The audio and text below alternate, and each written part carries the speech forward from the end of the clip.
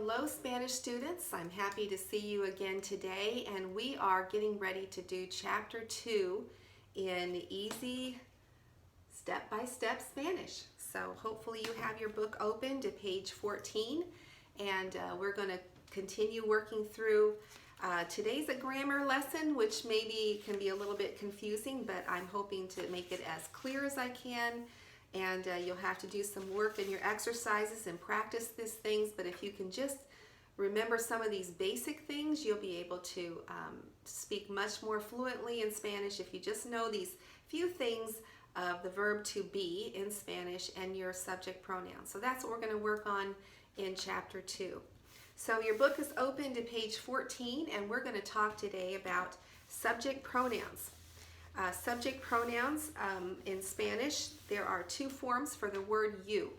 And you're just going to have to get used to the fact that when you're speaking to somebody who is younger or somebody who is maybe the first name basis more familiar with, you're going to use one form of the word of you, and the other you're going to use for somebody you would refer to as Mr. or Mrs. So that's the only thing that's really different in our subject pronouns. Let's begin.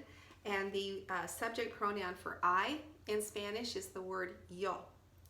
The subject pronoun for you familiar, the ones you would speak to by first name or somebody who's younger than yourself, is tú. It's a tu with an accent mark.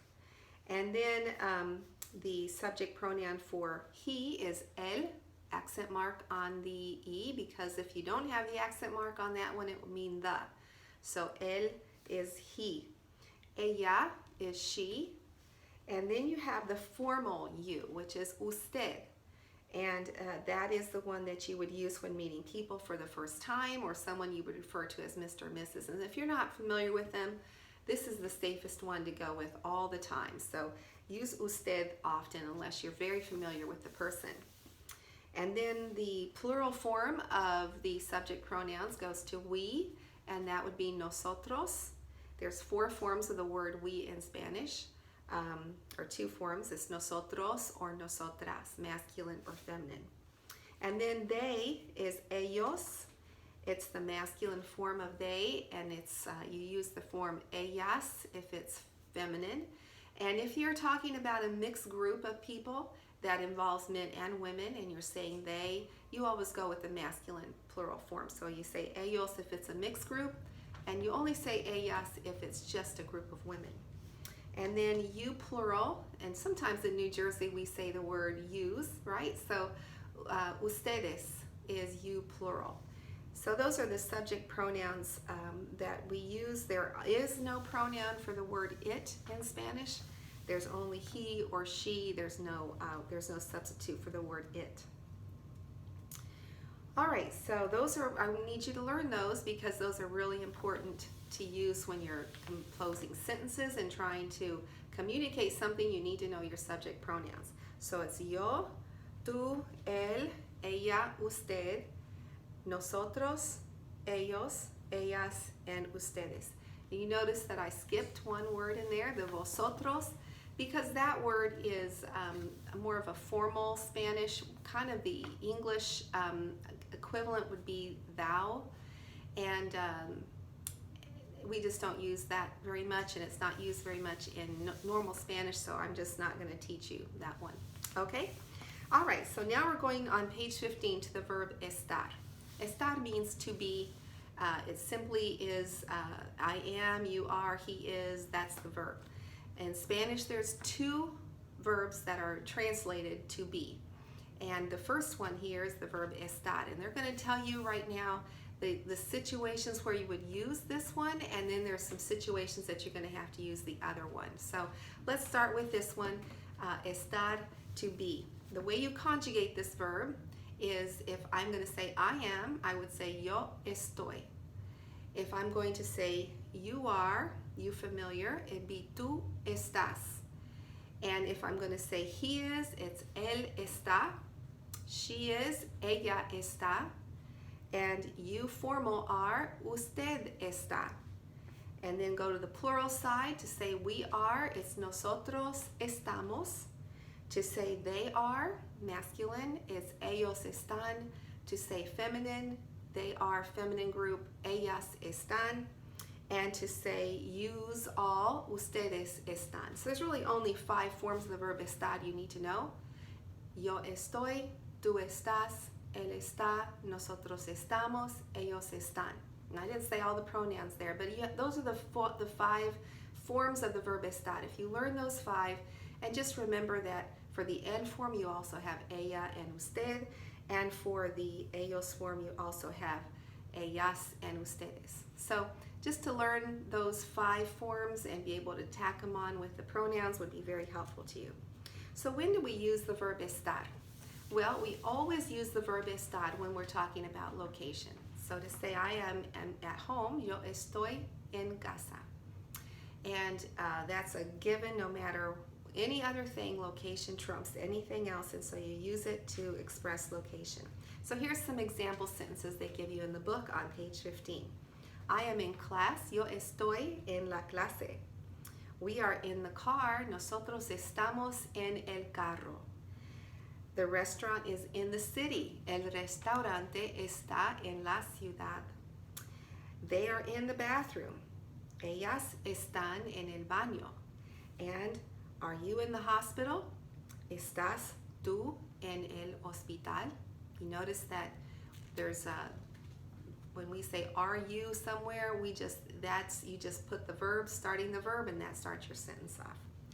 All right, so here's the definition of an infinitive. An infinitive is a verb that's not conjugated. So the infinitive of the verb that we just conjugated, estar, is estar.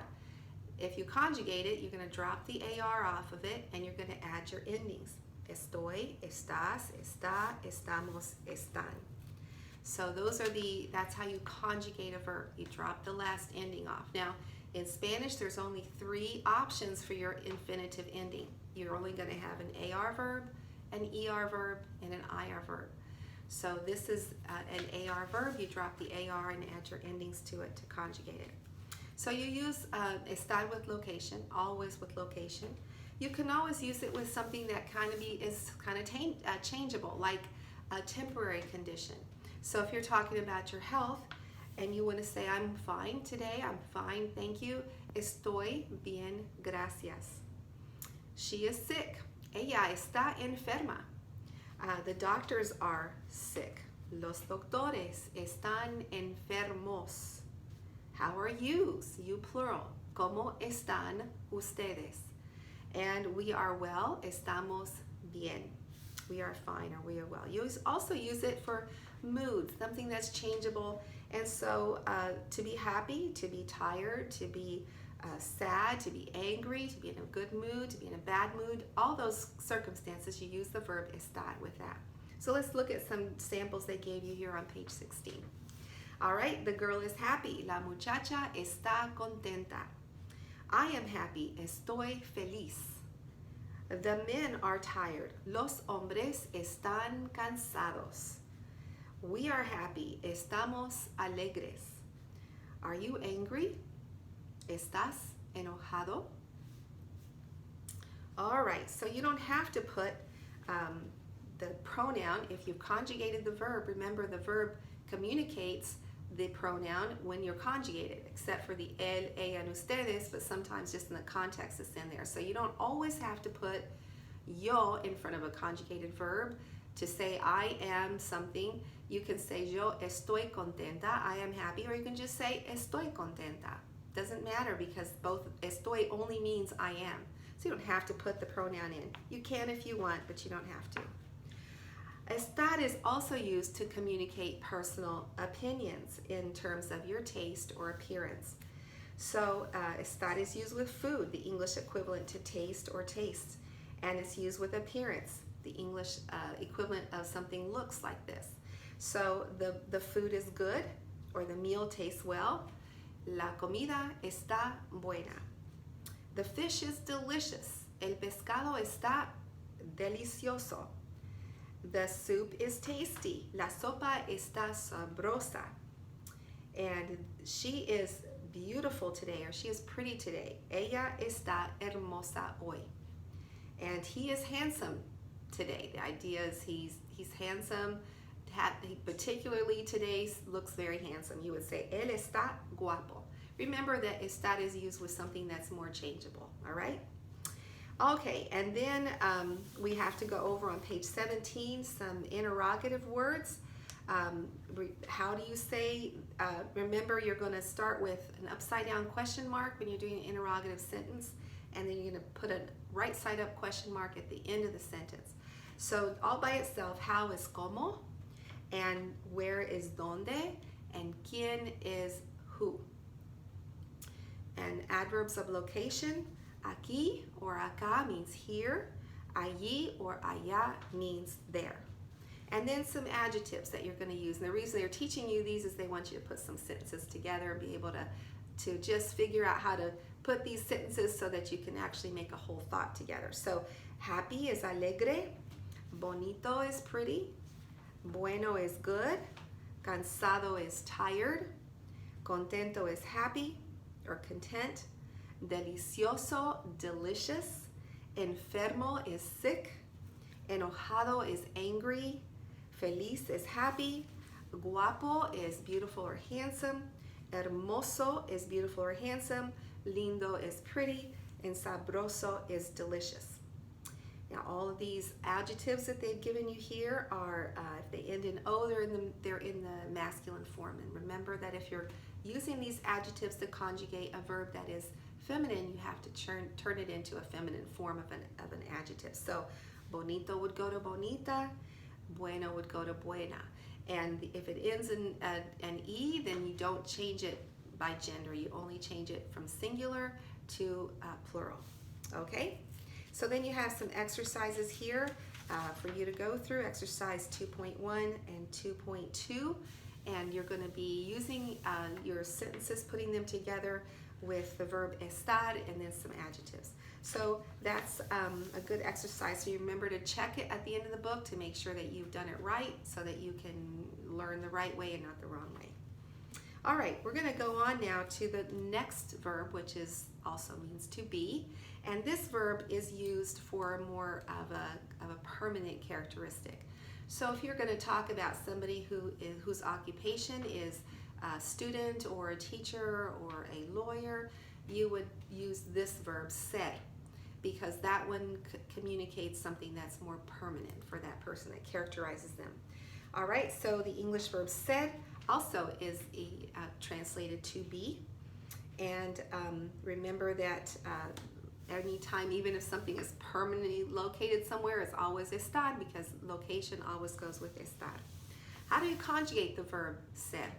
Well, you conjugate it with the chart on the top of page 19. So look at that page while I'm telling you how to conjugate it. I am is yo soy.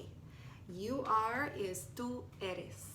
He is él es. She is, ella es. You formal, usted. You are, usted es. We are, nosotros somos. I'm going to skip the vosotros because we're not using that one. They are, ellos son. They are feminine, ellas son. And you all use, you plural, ustedes son. So once again, just 5 forms of this verb that you have to learn. Soy for yo, tú eres, and then él, ella, and usted go to es, and then nosotros somos, and then ustedes and ellos goes to son. So those 5 forms you have to learn to conjugate the verb ser. So estar and ser, both verbs mean to be, but there are very clear rules on when you use one and when you use the others. So here let's look at some of the ways that you're going to use the verb ser on the bottom of page 19. You use to describe something that characterizes that thing. So if a house is red, la casa es roja. The book is blue. El libro es azul. The cars are old. Los carros son viejos. We are nice. Somos simpáticos. Is the flower yellow? Es la flor amarilla. And also with profession, that's something also that characterizes a person. And so I am a student. Yo soy estudiante. He is an architect. Él es arquitecto. They are excellent teachers. Ellas son maestras excelentes. We are doctors. Somos doctores. Robert is a lawyer. Roberto es abogado. Are you an engineer? ¿Eres tú ingeniero? All right, so point of origin.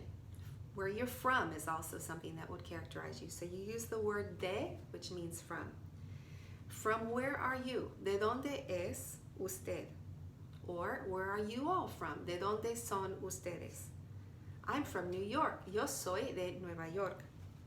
Where is she from? ¿De dónde es ella? We are from Italy. Somos de Italia. And they are from the United States. Ellos son de los Estados Unidos. All right, let's turn the page to 20 now. And we're going to say the wine is from Portugal. El vino es de Portugal. The beer is from Mexico. La cerveza es de México. The coffee is from Brazil. El café es de Brasil. You also use it for identification. Special characteristics, relationships, like I am a daughter, I am a mother. And so these words also would use the verb ser. So we are friends, somos amigos. José and Eduardo are brothers. José y Eduardo son hermanos. Pablo is Spanish. Pablo es español. Are you Cuban? ¿Eres tú cubano? And she is Catholic. Ella es católica. So you would use it for your religion. You would use it for where you're from. You would use it for a permanent characteristic on your relationships, like what you are in the family or how you're related to some other person. You also use es, the verb ser, for possession or ownership. So this doll is the child's. The doll is the child's. So la muñeca es de la niña. Now in Spanish, there's no such thing as an apostrophe S. That doesn't exist in Spanish. So you're going to say the doll of the child, the hat of the man. You're going to say the object. You're going to say of, which is the verb de, and then the person that owns it. So that's how you're going to say all possessions. There's no such thing as apostrophe S. So the Maria's friends, you're going to say the friends of Maria. Los amigos son de María. The friends are of Maria. The idea is Pedro's. La idea es de Pedro. The idea is of Peter. The boat belongs to the rich man. El barco es del hombre rico. The dogs are the boys. Los perros son del muchacho. The cats belong to the child. Los gatos son del niño. And the car belongs to the friends. El carro es de los amigos. There's only 2 contractions in Spanish, which is wonderful. In English, there's so many for them to learn. And when I'm teaching English to people, the contractions are just so confusing to them. Only 2 in Spanish, but that's really great news. So of the, de and el becomes del, D-E-L. That's the only of that kind. And then you have to the, a el becomes al. After that, there's no more. So del and al are your 2 contractions in Spanish. All right, and then you also use ser for where, if you're going to tell where an event is going to take place. So the party is in Joe's house. Here's how you're going to put that together. La fiesta es en la casa de José, in the house of Joe. That's how you're going to say Joe's house. The concert is in the club. El concierto es en el club. The protest is in the capital. La protesta es en la capital.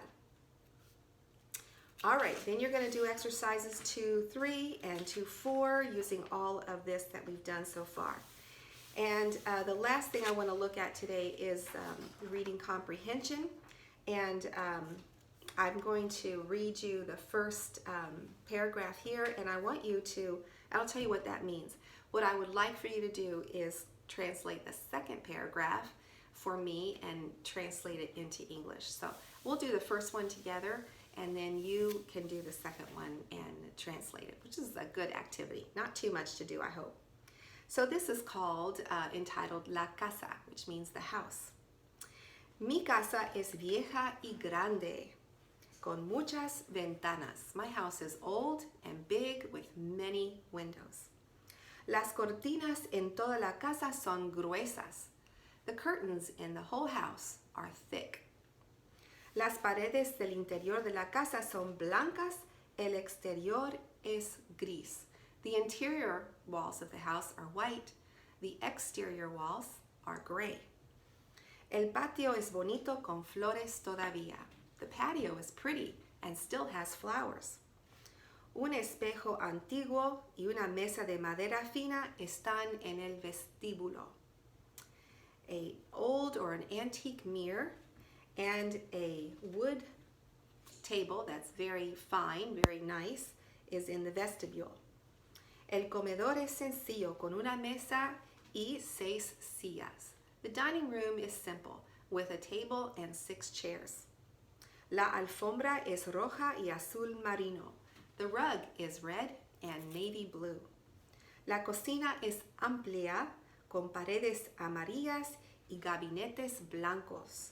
The kitchen is wide or big or roomy with yellow walls and white cabinets. All right, so that's the first paragraph. You get to translate the second paragraph and look at the vocab that they put at the bottom of the page. That will help you with your translation. And there's always Google Translate if there's words that you don't understand. All right, and then on page 26, last thing is a few more adjectives for you to put on note cards. And I'm going to suggest that you put all of this stuff on a note card, on flashcards, and just go over them often as you can. And if you keep your flashcards with you when you're waiting in a waiting room somewhere, or you're just have time on your hands, maybe you're the passenger in the car, or maybe you're just waiting for somebody in the car, you can always get your flashcards out and go over them. Often repetition is one of the best things you can do to get yourself into long-term memory, these words, and that's just really important. So I hope you have, I hope you're doing well in your Spanish, that you're not discouraged, that you're keeping going, practicing these things, doing your exercises. I'll expect a call from you after you have finished doing your exercises in chapter 2. And what I would like from you is to tell me the conjugation by memory of estar and ser. I want you to know your subject pronouns, yo, tú, él, ella, and then you do ustedes or usted, nosotros, ellos, ellas, and ustedes. So those are the subject pronouns I want you to be able to tell me. And then I would like you to give me the translation of that paragraph. So lots to do in this chapter, and I hope that you are enjoying your process here of learning Spanish. Bye-bye.